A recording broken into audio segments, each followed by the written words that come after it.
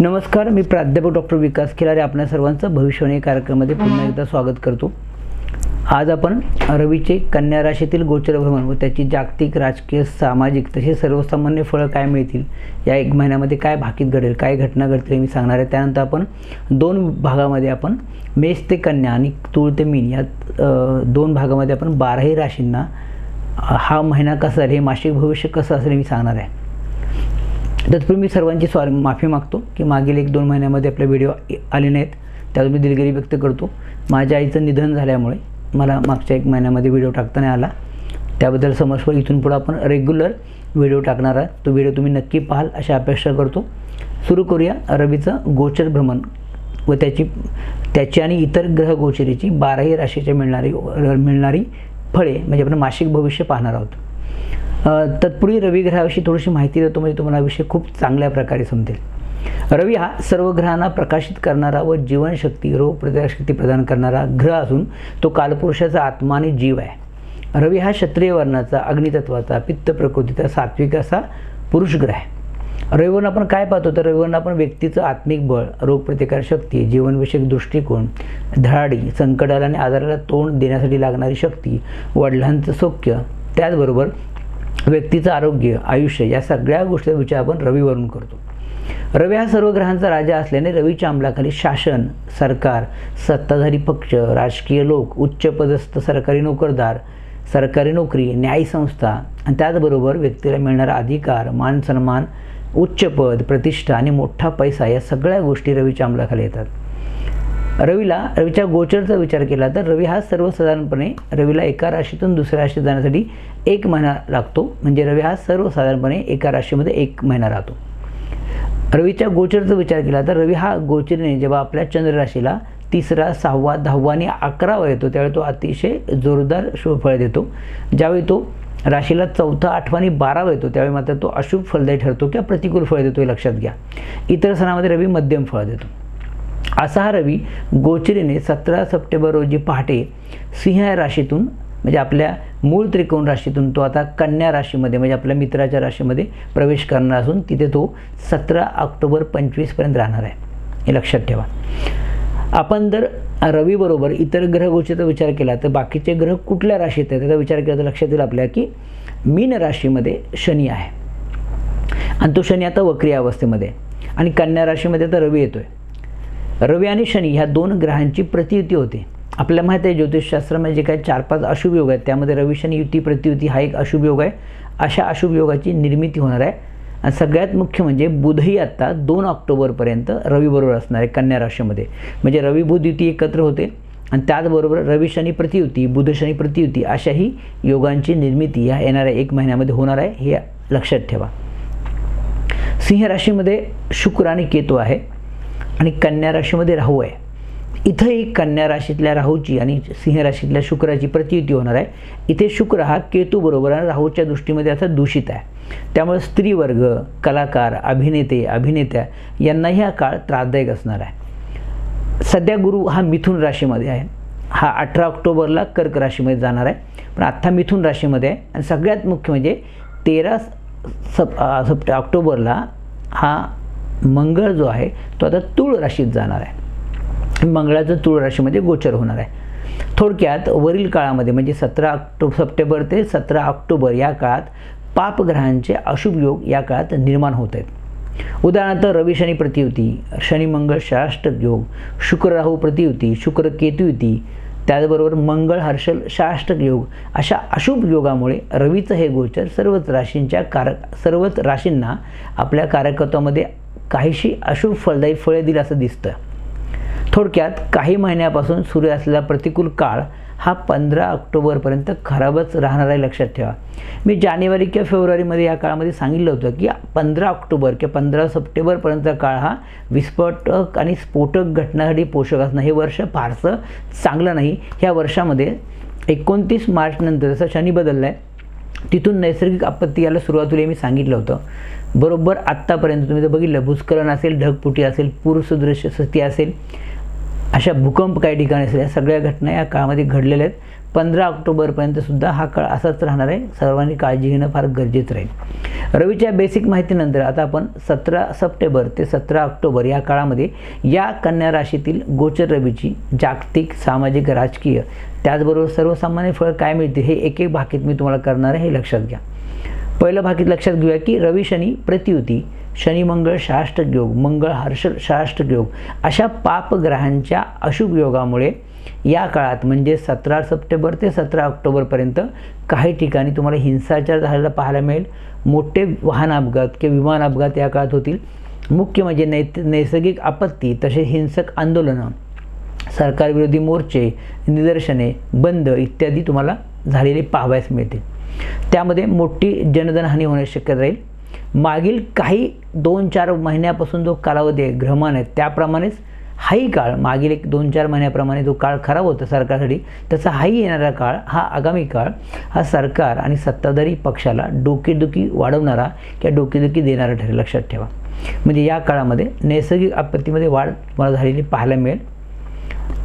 दुसरं भाकीत लक्षात घ्या की रवी शनी प्रतियुतीमुळे, तसेच रवी हा केतू मंगळ यांच्या पापकर्तरीमध्ये असल्यामुळे, रवी शनी प्रतियुती आहेच आहे, परंतु रवी हा मंगळाच्या आणि केतूच्या मध्ये म्हणजे पापकर्तरीमध्ये असल्यामुळे 17 ऑक्टोबरपर्यंतचा काळ हा सरकार, सत्ताधारी पक्ष, सरकारी नोकरदार त्याचबरोबर राजकारणी लोक यांना प्रतिकूल आणि त्रासदायक जाणार आहे. येणारा काळ कदाचित येणाऱ्या एका महिन्यामध्ये राजकीय नाट्यमय घडामोडी तुम्हाला पाहायला मिळतील. या काळामध्ये विरोधकाकडून किंवा जनतेकडून सत्ताधारी पक्षाला त्रास होणं संभवतं. सरकारविरोधी जनमत होणं, आक्रोश होणं पाहायला मिळेल. काही ठिकाणी सरकारविरोधी मोर्चे, हिंसक आंदोलने, बंद, निदर्शने, काही मागण्यांसाठी उपोषण करणं इत्यादी या काळात तुम्हाला पाहायला मिळेल. थोडक्यात हा काळ सत्ताधारी पक्षाला मनस्ताप देणारा जाईल असं लक्षात ठेवा. ही ग्रहस्थिती काही राज्यात किंवा काही देशामध्ये तुम्हाला सत्तांतर किंवा नाट्यमय घटनांसाठी पोषक ठरेल. म्हणजे काही देशामध्ये सुद्धा याचे पडसाद तुम्हाला उमटलेले पाहायला मिळतील. एखाद्या राजकीय पक्षामध्ये फूट पडणं किंवा एखाद्या मोठ्या व्यक्तीचे राजीनामे, एखाद्या मोठ्या राजकीय व्यक्तीला राजीनामे द्यावे लागतील, त्यांच्यावर आरोप प्रत्यारोप होतील, तर काही मंत्री, अधिकारी यांच्यावर आरोप होणं संभवतं. वरील सर्व अशुभ परिणाम 13 सप्टेंबर नंतर पाहायला मिळतील. तिसरं भाकीत लक्षात ठेवा की कन्या राशीतील रवी बुध युती व रवी शनी प्रतियुती, तसेच मिथुन राशीतील गुरुमुळे काही ठिकाणी साथीचे रोग किंवा आजार झपाट्याने पसरण्याची शक्यता राहील. हा काळ आरोग्यासाठी सर्वांसाठीच प्रतिकूल जाईल. विशेषतः या काळात पोटाचे विकार, टायफॉइड, गॅस्ट्रो अशा साथी येण्याची शक्यता राहील. व्हायरल साथ पण झपाट्याने पसरू शकते का, तर मिथुन राशीमध्ये गुरु आहे, कन्या राशीमध्ये रवी बुध आहे, रवी शनी प्रतियुती आहे. म्हणजे इथं रोगप्रतिकारशक्ती कमी झाल्यामुळे होणारे साथीचे विकार तुम्हाला वाढलेले पाहायला मिळतील. तेव्हा सगळ्यांनीच येणाऱ्या एका महिन्यामध्ये आरोग्याची काळजी घेतली पाहिजे. चौथं भाकीत लक्षात घ्या की पापग्रहांच्या अशुभ योगामुळे व मीन राशीतील वक्री शनीमुळे, मीन राशी जलतत्वाच्या राशीमध्ये शनी आहे, तोही वक्री आहे आणि तो पापग्रहांच्या अशुभ योगामध्ये, त्यामुळे मागील काही महिन्यापासून सुरू होत असलेली अतिवृष्टी अशीच काही राज्यामध्ये किंवा देशामध्ये पुढील 1 महिन्यात त्रासदायक ठरेल असं दिसतं. भारतात होईल असं नाही, भारतामध्ये किंवा भारताच्या काही राज्यामध्ये, काही जिल्ह्यामध्ये किंवा परदेशात पण तुम्हाला काही गोष्टी अशा बघायला मिळतील.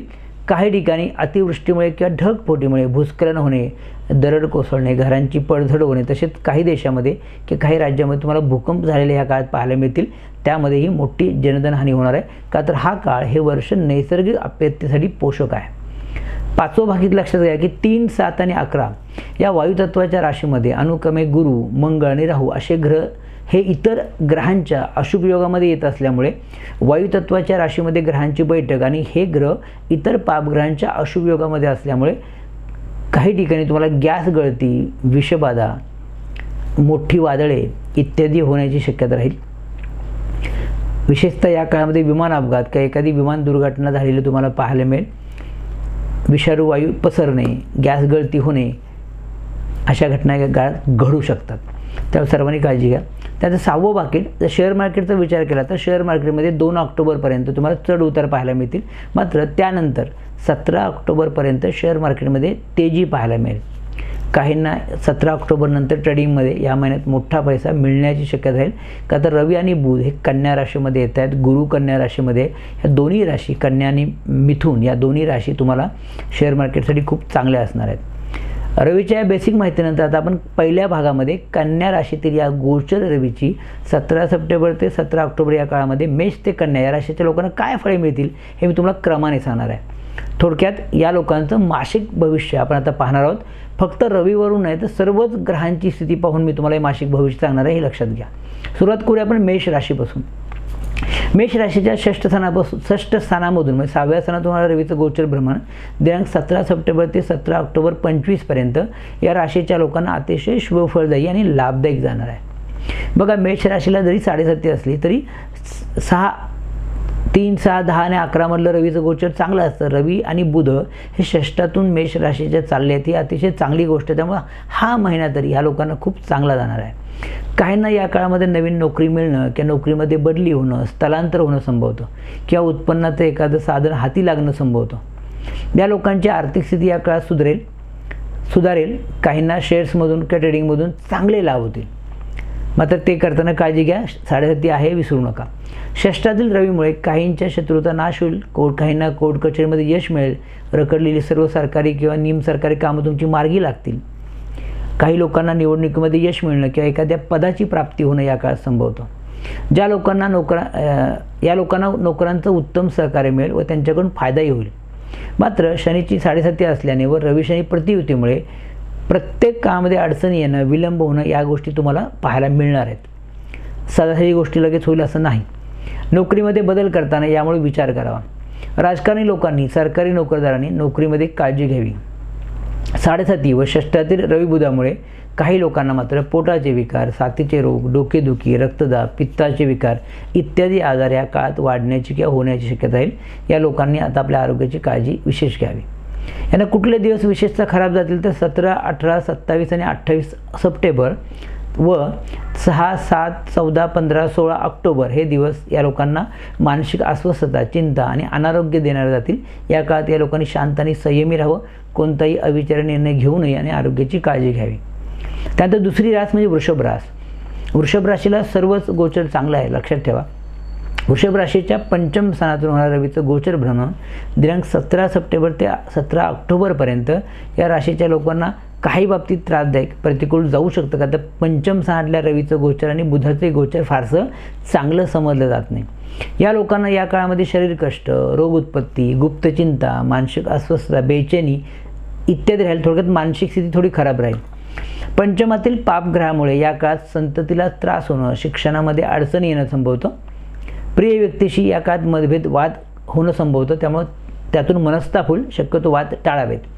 2 ऑक्टोबर नंतर मात्र या लोकांचा बराच त्रास किंवा मानसिक त्रास या लोकांचा कमी झालेला पाहायला मिळेल. या लोकांच्या वृषभ राशी लोकांना इतर ग्रह गोचरी ही उत्तम असल्याने ह्या लोकांना आता उत्तम आर्थिक लाभ होतील. एखादी इच्छापेक्षा या लोकांची पूर्ण होईल. यांच्या करिअरमध्ये आता मोठी प्रगती होणार आहे. काहींना वाहन वास्तू प्राप्तीचे योग येतील तर काहींना शेअर मार्केट, ट्रेडिंग यामधून उत्तम आर्थिक लाभ होणं भविष्यात संभवतं. या काळात या लोकांचा शत्रुता नाश होईल. रखडलेली कामे यांची 13 सप्टेंबर नंतर मार्गी लागतील. नोकरीमध्ये स्थलांतर होणं, नोकरीमध्ये बदली होणं या काळात संभवतं. षष्ठातील मंगळामुळे जोडीदाराशी वाद होणं, वैवाहिक कलह होणं, जोडीदाराला त्रास होणं संभवतं व या मंगळामुळे स्वतःचंही आरोग्य बिघडण्याची शक्यता राहील. दवाखाना, हॉस्पिटल यावर मोठा खर्च होऊ शकतो. थोडं मंगळाचं गोचर थोडंसं त्रासदायक आहे, हे लक्षात ठेवून करा. सप्तमातला गोचर मंगळाचं जे आहे त्या लोकांना अतिशय त्रासदायक जाऊ शकतं. विशेषतः वैवाहिक जीवनामध्ये अडचणी निर्माण करणार आहे. यांना कोणते अशुभ दिवस जातील तर 19, 20, 21, 29, 30 सप्टेंबर व 1, 8, 9 ऑक्टोबर हे दिवस मानसिक अस्वस्थता, चिंता आणि अनारोग्य देणारे जातील. या काळात शांत आणि संयमी राहावं, कोणताही निर्णय घेऊ नये, आरोग्याची विशेष काळजी घ्यावी. त्यानंतर मिथुन रास. मिथुन राशीच्या चतुर्थस्थानातून होणाऱ्या रवीचं गोचर भ्रमण दिनांक 17 सप्टेंबर ते 17 ऑक्टोबर 25 पर्यंत या राशीच्या लोकांना काही बाबतीत त्रासदायक जाणार आहे. का तर चतुर्थस्थानामध्ये पापग्रहांचं गोचर हे प्रतिकूल असतं, हे लक्षात ठेवा. काहींना कौटुंबिक कलह आणि त्यातून मनस्ताप होणं संभवतं. आईवडिलांची तब्येत या काळात बिघडण्याची शक्यता राहील. विशेषतः वडिलांची तब्येत बिघडण्याची शक्यता राहील किंवा त्यांचं सौख्य नष्ट होण्याची शक्यता राहील. का तर चतुर्थामध्ये रवी आणि दशमामध्ये शनी ही रवी शनी प्रतियुती ही वडिलांच्या सौख्याला फारशी चांगली नाही. वडिलांच्या आरोग्याची काळजी घ्यायला लागेल. 2 ऑक्टोबरपर्यंत मानसिक स्वास्थ्य मिळेल. मात्र 2 ऑक्टोबर नंतर या लोकांना मानसिक अस्वस्थता, बेचैनी, चिडचिड इत्यादी राहील. पंचमातील मंगळाचं गोचर या राशीच्या लोकांना प्रतिकूल असल्याने काहींना संततीविषयक समस्या उभ्या राहणं, आरोग्य बिघडणं, शारीरिक क्लेश, कष्ट, खर्चात वाढ होणं, आर्थिक त्रास होणं संभवतं. विशेषतः शेअर मार्केट, ट्रेडिंग यामध्ये मोठं नुकसान या काळात होणं संभवतं. त्यामुळे ते करताना विचार करा. काहींना लांबचे प्रवास, ट्रिप होणं संभवतं व त्यावेळी पैशाचा खर्च होईल. काहींना प्रवासात तसेच स्थावर इष्टीमध्ये कटकटी त्रास होणं संभवतं. या रवीमुळं, चतुर्थातल्या रवीमुळं काहींना अनारोग्य, मित्रमंडळीशी वाद होणं, आईशी वाद होणं, तसेच प्रत्येक कामामध्ये विलंब, दिरंगाई, अपयश इत्यादी होणं संभवतं. काहींचा कल वाहन किंवा वास्तू खरेदीकडे राहील. काहींना त्यांची प्राप्ती या काळात होणं संभवतं. थोडक्यात मिथुन राशीच्या लोकांना 17 व 27 ऑक्टोबरपर्यंत काळ हा थोडा प्रतिकूल जाईल असं दिसतं. सरकारी नोकरदारांनी किंवा राजकारणी लोकांनी जास्त काळजी घ्या. अन्यथा काहींना राजीनामा द्यावे लागणे किंवा नोकरीमध्ये गंडांतर येणं संभवतं. कोणते दिवस खराब जातील तर ह्या लोकांना 22-23 सप्टेंबर व 2, 3, 10, 11 ऑक्टोबर हे दिवस मानसिक अस्वस्थता, चिंता आणि अनारोग्य देणार जातील. या काळात या लोकांनी शांत आणि संयमी राहावं. कोणताही निर्णय घेऊ नये, आरोग्याची काळजी घ्यावी. पुढची रास आहे चौथी कर्क रास. कर्क राशीच्या तृतीय स्थानातून होणाऱ्या रवीचं गोचर भ्रमण दिनांक 17 सप्टेंबर ते 17 ऑक्टोबर 25 पर्यंत या राशीच्या लोकांना अनुकूल आणि यशदायी जाणार आहे. का तर 3, 6, 10, 11चं रवीचं गोचर छान असतं. कर्क राशीच्या तृतीयातून होणारं हे रवीचं गोचर अतिशय लाभदायक या लोकांना असणार आहे. मागील काही दिवसापासून होत असलेला महाभयंकर त्रास थोडा हा रवी कमी करेल. यांच्या पुरुषार्थामध्ये व धाडसामध्ये आणि कर्तृत्वामध्ये आता वाढ होईल. काहींना उत्कृष्ट धनलाभ होणे, मान सन्मान, प्रतिष्ठा प्राप्ती होणं संभवतं.